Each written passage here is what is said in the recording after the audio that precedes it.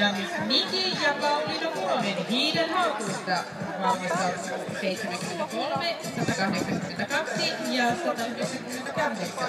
Miki ja Pauliina ympyrän jälkeen siellä 54, tuloksena -298. Onko varma niin, että tänne saa osallistua muitakin kuin villakoiria? Rupesin miettimään samaa, että sanonko minä jotakin siitä, että vaikka minkä rotusta näkee. Pitäisi katsoa ne ilmoittautumiset. Kyllä.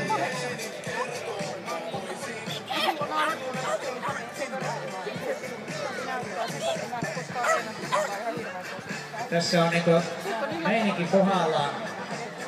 Ja ollaan kyllä tiukasti ajamassa takaa sitä.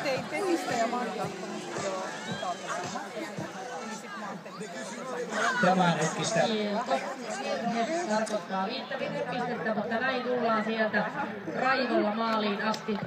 Jo tähän leikkiin lähetty. Kyllä, mutta tässä lähdettiin sillä asenteella että tässä napataan sitten se piikkipaikka itselle.